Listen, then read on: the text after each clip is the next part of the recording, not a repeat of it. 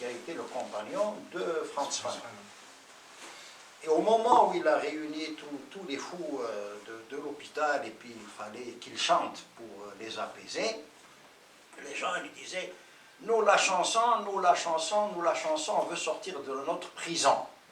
La prison, sous-entendu, pour ceux qui n'étaient pas fous, c'était l'hôpital. Mais en réalité, par la suite, quand les psychiatres ont posé la question à ces fous-là, ils lui ont dit « Non, la prison, c'est notre tête ». Alors, est-ce que le fou d'Ahlam, en pensant à Ahlam, au rêve, est-ce que son rêve n'était pas justement de sortir de cette prison dans laquelle on s'est enfermé en Algérie? Merci. Merci Farid pour ces réflexions pertinentes. D'abord, je parlerai de Camus. On partage dans une certaine mesure le point de vue qui nous concerne en tant qu'Algériens par rapport à la mer avant la justice ou vice-versa.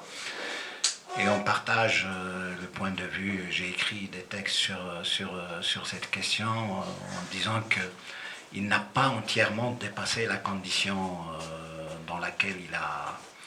Et effectivement, quand on lit ses essais, ses romans, etc., c'est la géographie, c'est la topographie, c'est le peuple français, c'est les Français d'Algérie, mais on ne sent pas le... Mais bref. Bien sûr, ce qu'il dit n'est pas la vérité, c'est une tentative d'explication, tout simplement. Mais par rapport aux révolutions, bon, c'est sûr et certain qu'il ne peut pas connaître toutes les révolutions, c'est par rapport à l'idéal qu'il s'était fixé. Nous, dans ce qui nous concerne, oui, nous sommes tous fiers de notre révolution, il est grandiose, il a ceci, cela, mais il a abouti à un cauchemar. Il a abouti à un cauchemar qui s'appelle le pays que nous avons aujourd'hui, un magnifique pays réduit à ce qu'il est aujourd'hui, ce qui est malheureux. Maintenant, par rapport à la dernière question, oui, naturellement, parce que le jeune est un vingtenaire, qui a 23 ou 24 ans, et il se retrouve, il est philosophe, il est amoureux, il est confronté à beaucoup de questions, il va faire de la prison pour ses idées, et puis se pose la question existentielle au moment, justement pour revenir à la révolte ou à la révolution, au moment, il y a un long monologue, lorsque les policiers le ramènent pour le mettre en prison, il y a un long monologue où il se pose la question, qu'est-ce qui vaut la peine de faire de la prison? Qu'est-ce qui vaut la peine d'écoper de 10-15 ans? Son amour, rien que son sourire, ne vaut-il pas le coup de se passer de toutes les révolutions, de se passer de toutes les subversions? Donc, il se pose la question originelle. Donc, il est confronté à cette question. Et il est confronté justement à beaucoup de prisons. La prison qui est entourée de frontières imaginaires, qui est, malheureusement, on ne peut le dire que comme ça, on réduit de plus en plus le peuple ou les peuples algériens à un élevage concentrationnel, parce qu'on n'a plus le droit à grand-chose. Et puis, il voit, par exemple, en tant que jeune, les rêves auxquels il donne libre, il a envie d'écrire, il a envie de voyager, il a envie de vivre, tout simplement. Et la vie devient un défi de plus en plus. À plus forte raison, quand il a goûté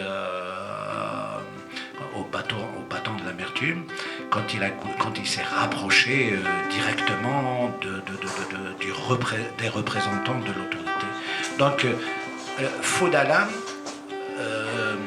le prénom s'est imposé de lui-même. Le prénom s'est imposé de lui-même parce que, par rapport au rêve grandiose, parce que c'est un immense fantasme. Nous avons fantasmé d'une Algérie immanquablement à venir. Il y a quelques années, tu discutais avec n'importe qui dans la rue, on se posait la question naïvement, comment cette voyoucratie va s'en sortir. On se disait c'est fini.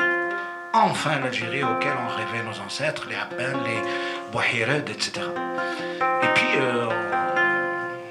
le temps passant, et le roman il accompagne cette histoire, ils disent ah, c'est peut-être l'épicentre du changement n'est pas dans l'événement, il est dans les choses, le sourire de tous les jours, la discussion de tous les jours, le livre qu'on a lu, la chanson qu'on a chantée, etc. Dans les petites choses de la vie. Donc oui, il y a le rêve, parce que le rêve c'est un fantasme, l'envie de s'affranchir d'un milliard de servitudes.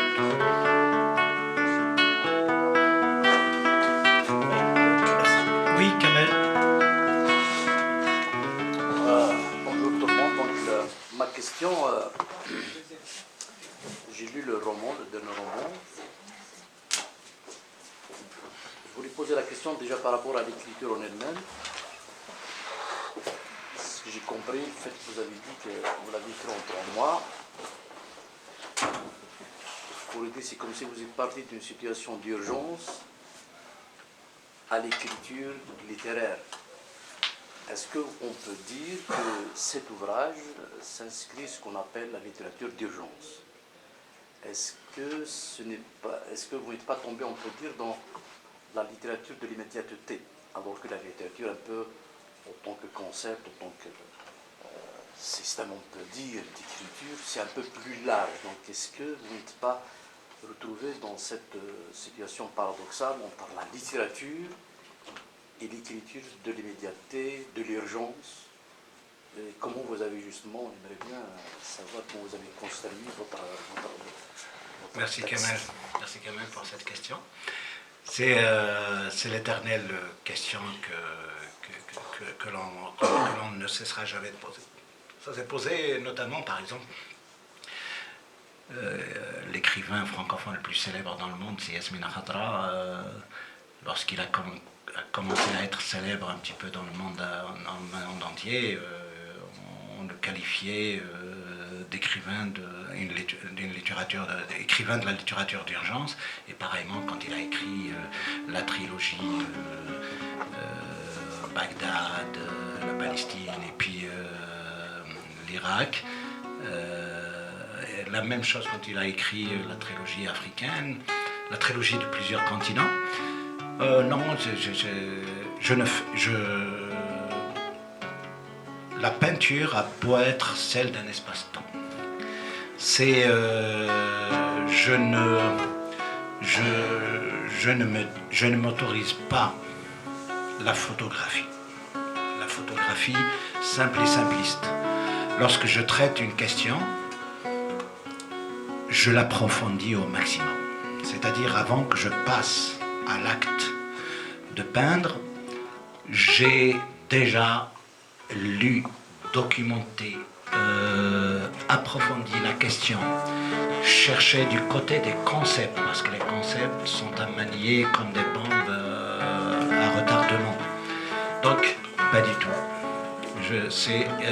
Il a répondu urgemment à une question, oui, mais j'estime modestement qu'il se lira avec pratiquement la même émotion d'ici 10-20 ans. Et on me pose souvent la question, est-ce que le roman au départ, il devait s'appeler, tu dois le savoir, on en a déjà discuté, l'amour au temps du coronavirus et de la répression, ou bien et de la colère. Foudalam, il s'est imposé petit à petit par rapport à un poème dans le texte de Majnoun Leila, le poème en néanté islamique. Et c'est un poème qui transcende la géographie, il est devenu un patrimoine universel. Et moi, je suis fasciné par ce genre d'humanité qui parle à tous les humains. Donc, je suis allé un petit peu à partir d'un petit lieu, pour aller à quelque chose qui dirait, un petit peu comme